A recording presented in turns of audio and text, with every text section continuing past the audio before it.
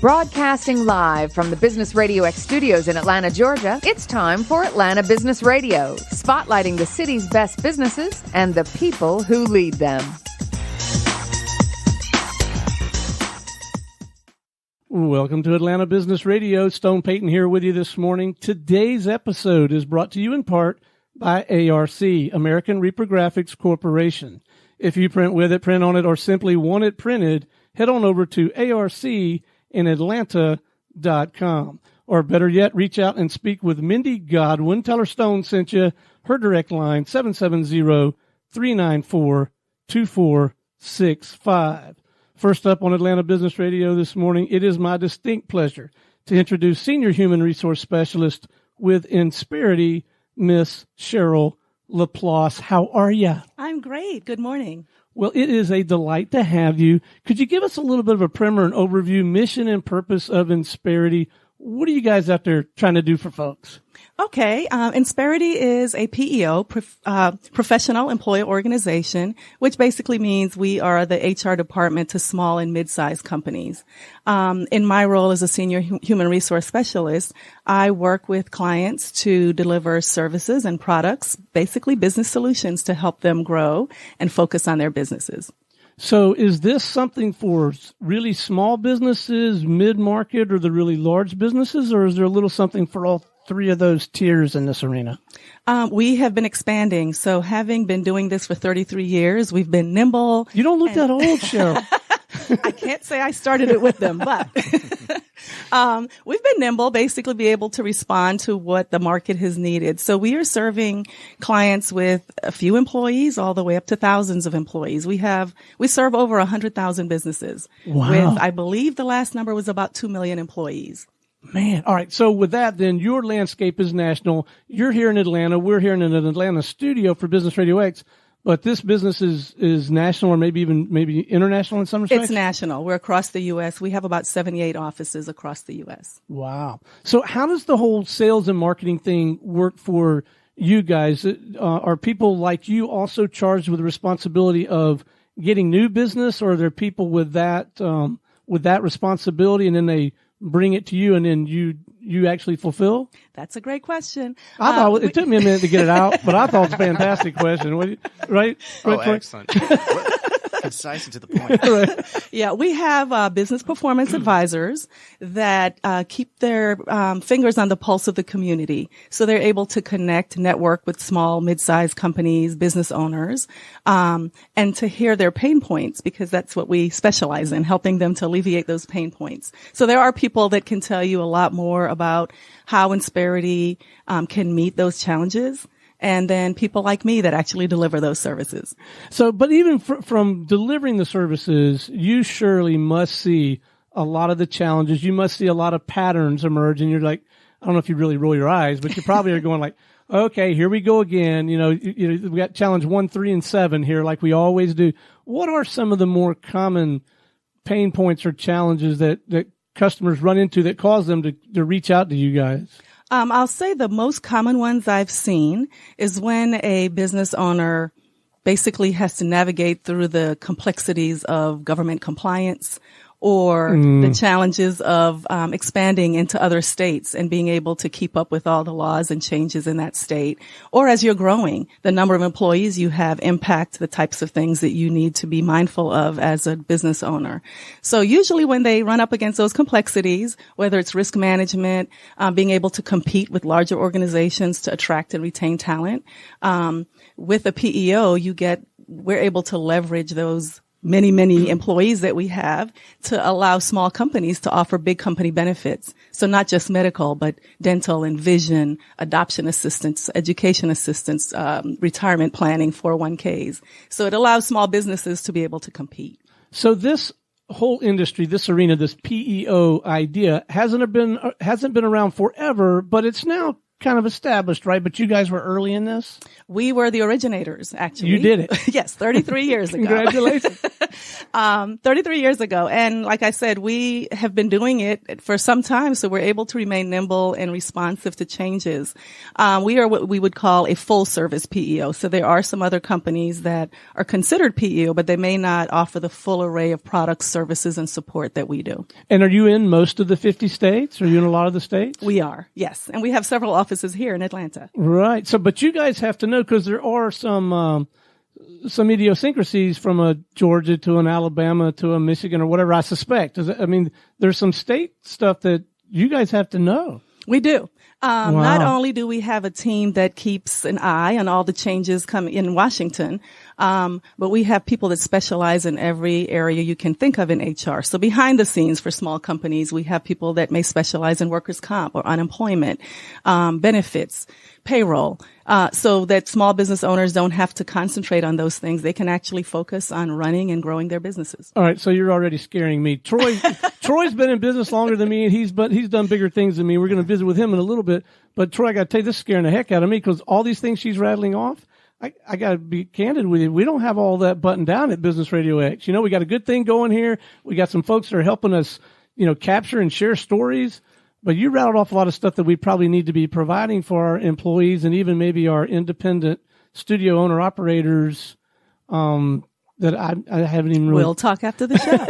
And that's a powerful service, because the small business owners especially, they're very passionate about what they're doing, and they don't want to spend a lot of their time in those spaces. So having a business like yourself to take that burden off their shoulders and help them navigate those waters is super powerful. It is. And we actually hear a literal sigh of relief, when we take those things off their plates, because you don't go into business to deal with HR issues and laws and compliance and reporting. Oh, yeah. But that becomes a part of what you have to do as a business owner, and we can help alleviate that by taking it off your plate. People like me who love doing that can take care of that for you. So not only do I not want to do that, I also don't want that guy with the briefcase walking into my office telling me, they're from the government and they're here to help me get back in compliance with any of these things, right? That's my worst nightmare. It's a scary world. Oh, yeah. Because that could be expensive, right? If you screw that up, even if you're well-intentioned, you're trying to be a good person, you screw that up, that could cost some hard dollars and cents, yeah? Yes.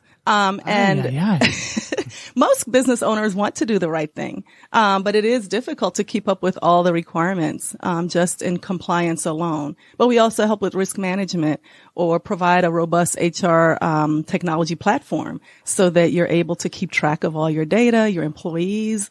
We help with climate and improving your climate. So we do a lot of things proactively to kind of make your business better, provide business solutions so you can be that preferred employer. But we also do a lot to keep you out of trouble.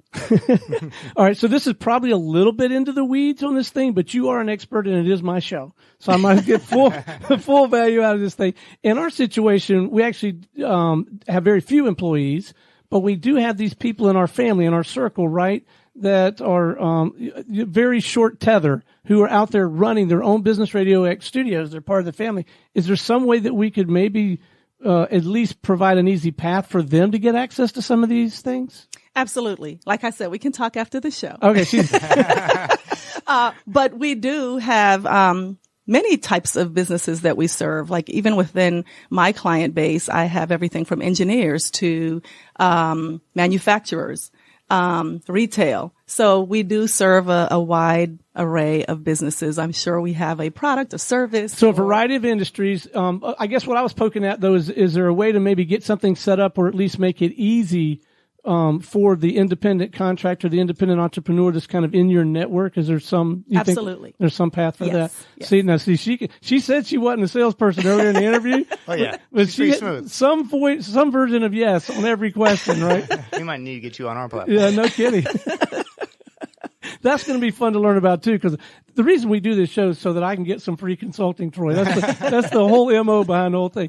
So, Sheryl, your backstory. How did you get into this? What was the path to land where you are now? This is probably the hardest question because I have such a varied background. I've worked as an entrepreneur. I've worked with small businesses and I've worked in huge international organizations. So I bring all those experiences with me in my current role to my clients. And I work on a team with other professionals that have just as rich a background. I'll tell you that when I was not working for Insperity, I was looking for Insperity. It was continuously on the best employer to work for list. And I said, I want to work for them. And I made it happen. So currently in my role as an HR specialist, like I said, I work with a team, and we are client facing because in my current role, my clients have between roughly 30 to 150 employees, but we have teams that serve any number of employees. And I'm client facing, so I go to the places of business. I meet with the principals. I get a feel for their climate, their environment, the type of culture they're trying to create. And I hear what their pain points are. And with my team, we work out some solutions that can help them bridge those gaps and get back to running and growing their business. Well, I'll tell you what I like about that model, because I have run into companies where the last thing you want to do is keep the smart people, bring the smart people out and bring them client facing, right? You keep them in the back room, feed them Cheetos and grape knee high, and you don't let them get anywhere near a customer or a potential customer. But obviously the way you've got things set up, you have people who do have the technical skill, know how to get it done, but they're equally effective client facing, where they can really lend an ear to that, get the information they need to turn around and provide the best service. I love that. Absolutely. And like I said, it depends on what the client needs. So some clients don't need as much client facing. Some don't need as much as we offer. So we're able to provide, meet a client where he or she is. One of the questions that you haven't asked yet, and I wanted to address it, when you talked about having these independent radio stations, one of the fears that we have seen that small employers have is someone else going to be making decisions for my business? Are they going to be telling me what to do? And the answer is no.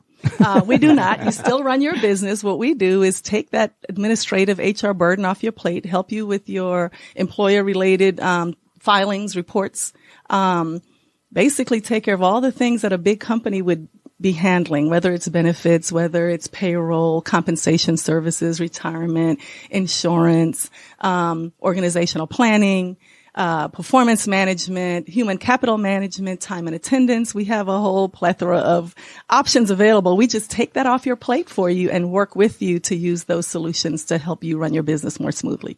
So, Troy, I'm envisioning this first customer meeting, right, where they're kind of exploring, they're nailing down some details, and they say, in just a moment, we're going to introduce our expert in the field, human resource specialist. And then Sheryl walks into the front of the room and says, "Hi, I'm Sheryl. I'm a human resource specialist and radio star, and I am here to help you." And it just totally blows their mind, right? No matter how much flattery you use, you're not getting it for free, Stone. I'm trying. So, earlier I alluded to one motivator for someone like me would be stay out of trouble and stay in my lane, right? And do what I do, let the experts do what they do. But another motivator, I think, particularly as we continue to grow, and I got to believe that this would be important to other entrepreneurs that are trying to scale, is something you mentioned early in the conversation. It was around attracting and retaining talent. Can you speak to that a little bit in your role in that? Yes. So some of the services that we offer also include recruiting and employment screening, which in and of itself is a little tricky for some employers because there are some pitfalls to avoid in the questions you ask in that process, how to use the information that you garner in employment screening to make selections, what not to use to rule candidates out. So that has been a sticky area for a lot of employers. But in my particular role, once they've made the selection, I help them with retaining that talent. So we offer tons of learning resources, coaching, counseling. Sometimes people are great at their jobs, so they get punished by being promoted, and now they have direct reports. That's a good point. Right?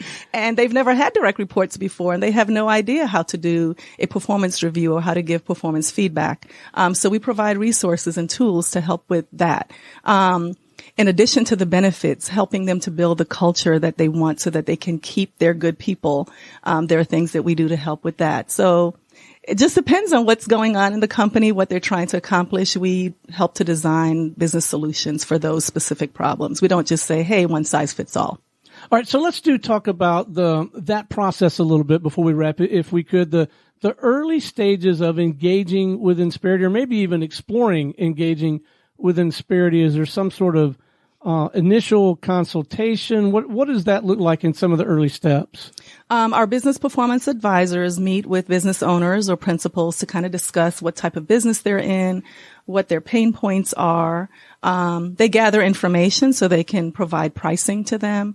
And they're able to show them how basically lots of companies end up saving money by coming to Insperity because we're able, like I said, to leverage our buying power when it comes to benefits and other services. The company doesn't have to go out and spend money on individual salaries for each of those areas of expertise.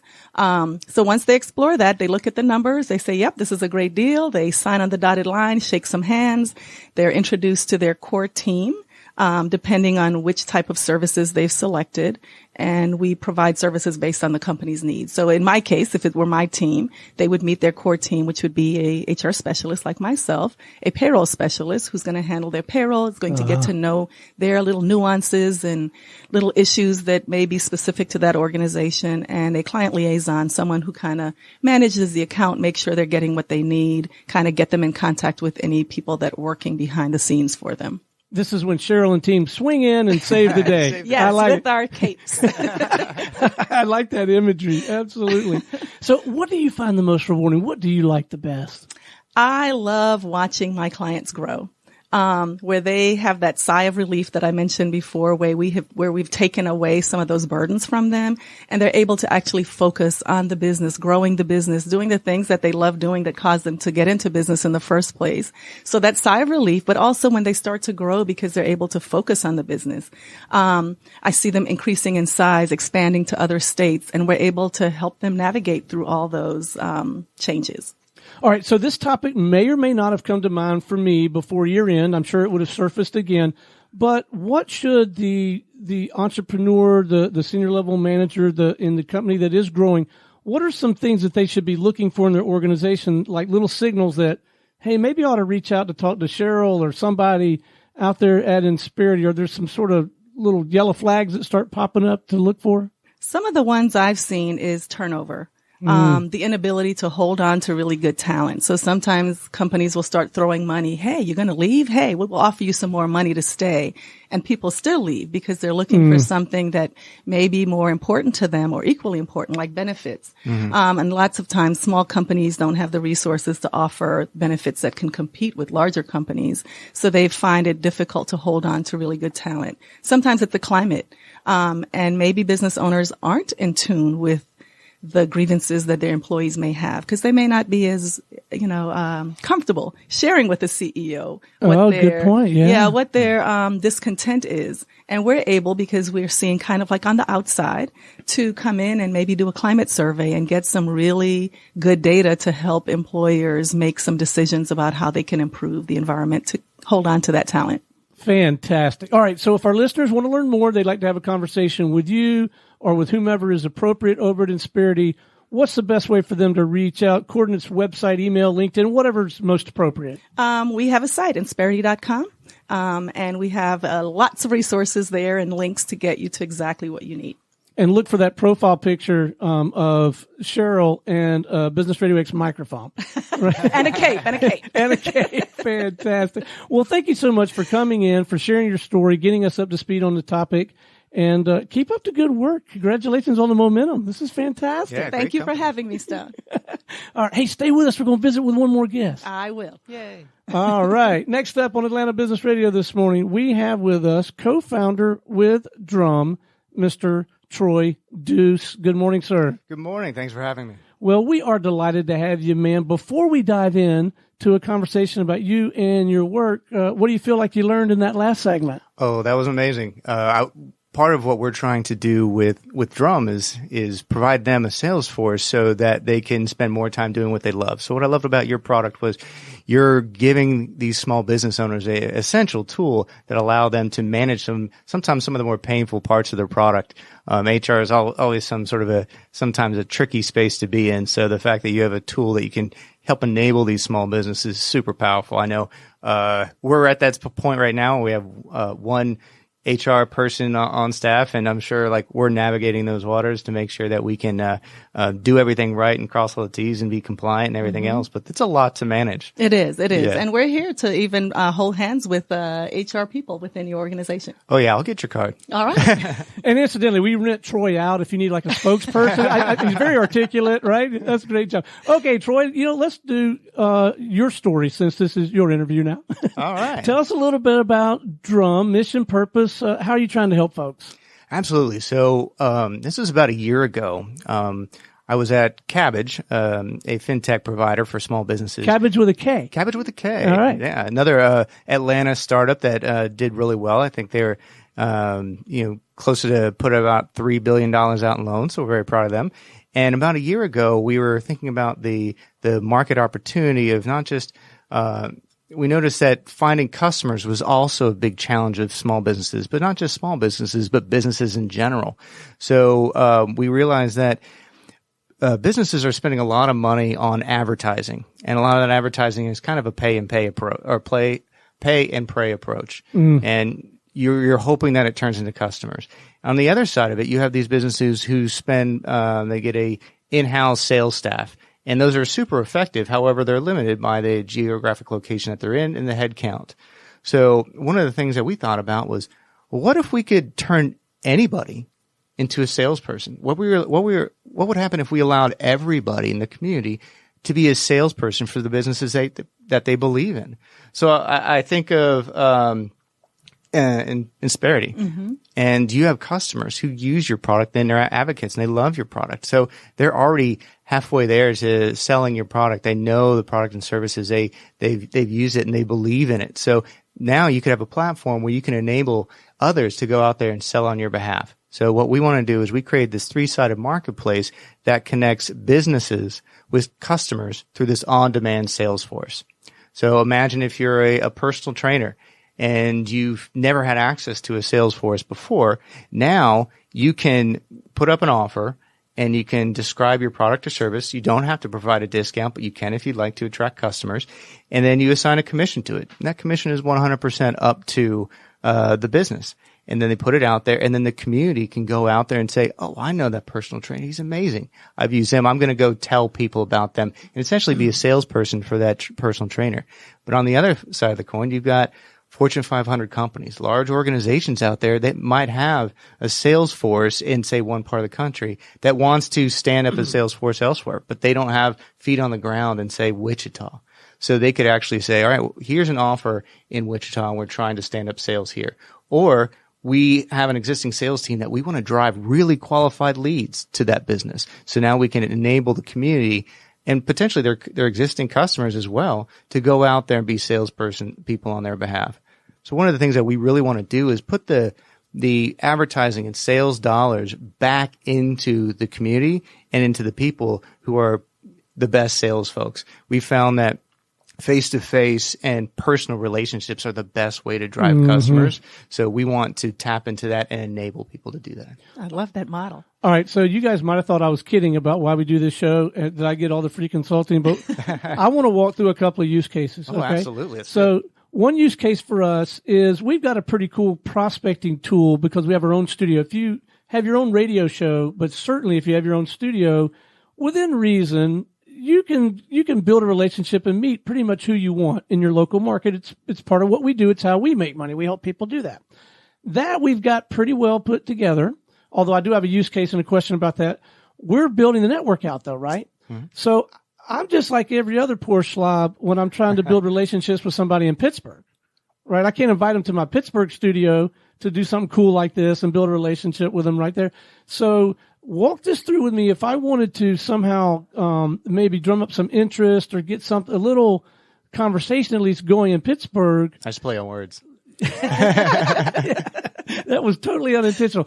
So, is this possible? Could we maybe use what you're talking about to get a little something cooked up in Pittsburgh or Wichita or whatever? Oh, absolutely. So what you could do is it's a super simple platform. So, either a drummer who are the salespeople. Oh, I love it. I love it. Right? So the drummers are the salespeople on the platform. They're the backbone of this whole concept. They're out able to promote these businesses. They're able to sign businesses and earn income that way, as well as sign other drummers. So we give them a lot of opportunities to earn a living and be their own boss on this platform.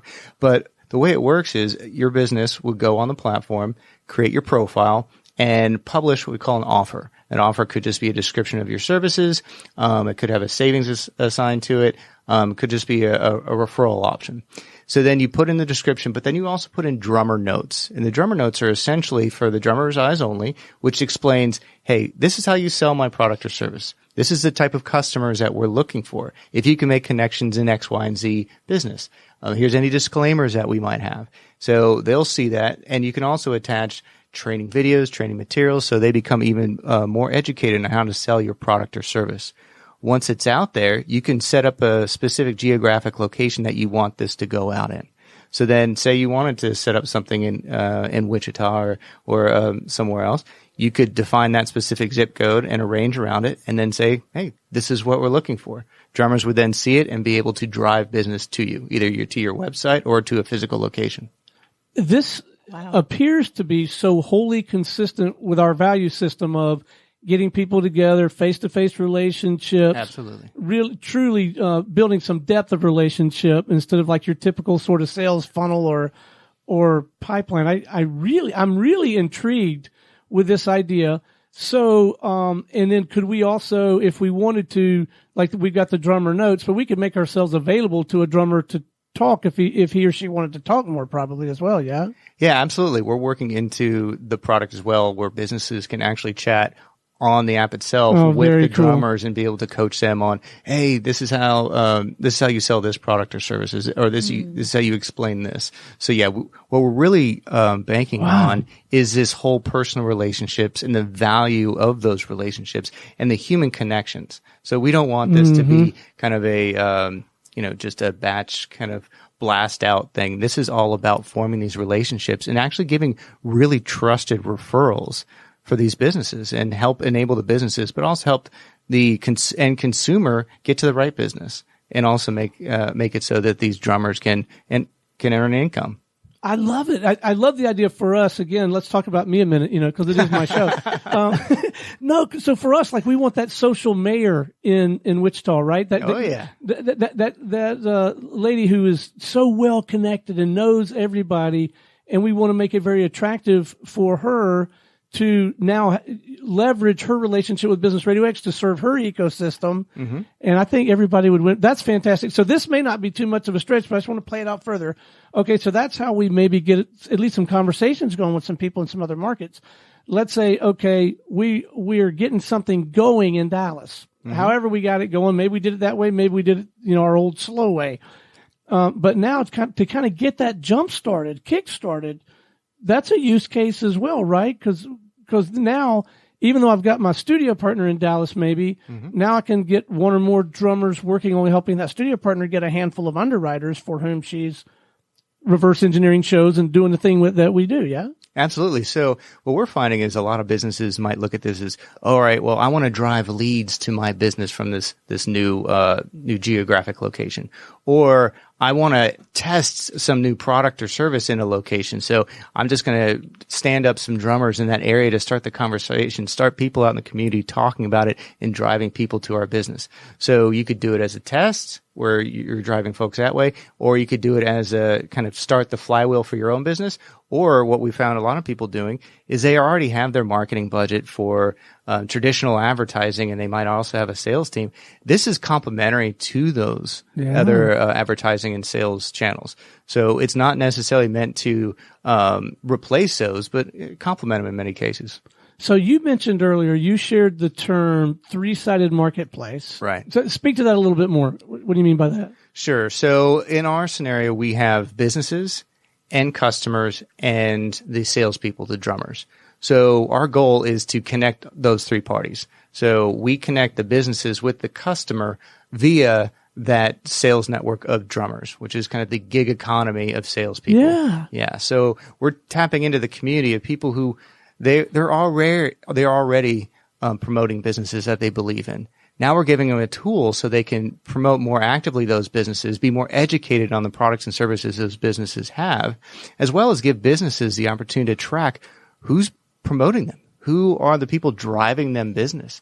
Right now, word of mouth is not trackable, but this is a tool where they can see who are the biggest advocates, who's promoting them, and then you can reward those people. So what was the impetus for this? Was this you went on vacation and it just came to you at 2:00 in the morning, as a blinding flash of insight? No. So, this was about a year ago. And Rob, Catherine and I were, kicking around the idea, and Rob's a fantastic idea guy. And he just sort of had this, epiphany question of, all right, we see these challenges of finding customers. What if we were to allow anybody to be a salesperson? We have a sales team, but it feels limiting. What if we allow anybody to be a salesperson? And that was just kind of all right, let's run with this. Let's play around with this concept. So we put together prototypes and explored this in further detail. Wow, there's really something here. And then we talked to businesses and drummers and a variety of different, folks along the way, and got really good feedback and honed the concept. And we launched a product a few months ago, and we're just getting we're getting traction. It's pretty amazing. So my business partner and the guy that founded the Business RadioX network, he really built this thing. I just sort of jumped on his coattails, and I'm not going to let go anytime soon. I think he's going to have a similar reaction. It's going to be a little bit like what you described, but I think he's going to say, Stone, if you can sell it, anybody can. Oh, yeah. So let's get on this thing. So, all right. So let's talk about introducing, maybe you've got a fairly well-established market for product A and B, but now you've developed product C. Mm-hmm. It sounds like maybe there's some application for that, like a new product launch or a new direction or a new revenue stream. Yeah. So that's one thing we can allow those businesses to provide training materials to those drummers. So if it is a new product or service and they want to test it in a new market to see, all right, how is this going to perform? Can we start to get people using it? Can we get that valuable feedback? Business can go on and create their profile and their offer. It takes about 5 minutes. It's as faster to stand this up than, say, a Google ad campaign. And once you have that offer out the door, then those drummers can then start promoting it. So you just provide the training material, and they can go run with it. So are you guys eating your own cooking? Are you guys using Drum for the cabbage, or are they? I guess it's a different entity than you now, right? Yeah. So this is independent of cabbage. Yeah. But yeah, we're eating our own dog food. We're out there. We're promoting we have a drum offer up there for people to sign up businesses and sign up other drummers. So we're trying to build a network, and we've gotten some fantastic feedback from businesses who are, once you start to talk about the use cases like we just did, people start to see the power of it and go, oh, I would do this. And then the businesses go, wait, so this is free? Yeah, it's free. You create your profile, you put it up there, and you assign the commission. It's 100% up to you. You only pay for a customer when they come in the door and you record that redemption. Wow. So it's risk-free, and it only takes 5 minutes to set up. It becomes a no-brainer for businesses to stand up their community and enable them to promote their business. I think I know the answer to this question, but I'm going to ask it anyway. Is this particularly well suited for some types of industries over others? I'll make it a two-part question. Or are you targeting very specifically some verticals more than others? It is interesting. We've done a lot of research on this, and we originally, we were thinking, do we focus on one vertical or another? Mm-hmm. But we're finding that across sole proprietors all the way up to these large organizations, they all have a need for this. They're all struggling with challenges to connect with customers. So we're actually going the opposite direction. We're trying not to limit this. We've gotten a very flexible platform, and we're seeing how people use it. And we're going to adjust our roadmap based on feedback from businesses and drummers. But right now, it's being tapped in by pretty much every vertical. There's a little pro tip for you, audience. So let the market tell you where to put your energy, right? Yeah, exactly. All right. So if our listeners want to learn more, and I'm sure that they do, how do they reach out and talk with you or someone on your team, or do they just go maybe to this app and start poking around? Yeah, they can visit us at drum.io, at drum.io. .com. I almost added the .com. No, it's just drum.io. And we we talk about what the advantages for the businesses, the drummers, as well as the buyers. So you can go on there and learn more about the experience and download the drummer or buyer app, or you can create your free business account. What an exciting time for you guys. Congratulations, man. This is marvelous. I appreciate it. Yeah, we're having a lot of fun with it. We believe it has a tremendous amount of potential across the U.S. and eventually around the world. Well, thank you so much for sharing your story. Both of you, thanks for coming in today and sharing your stories. This is, this beats the heck out of working, doesn't it? It sure does. We appreciate it. Thank you for having us, Tom. Thank you. All right. We'll see you next time on Atlanta Business Radio.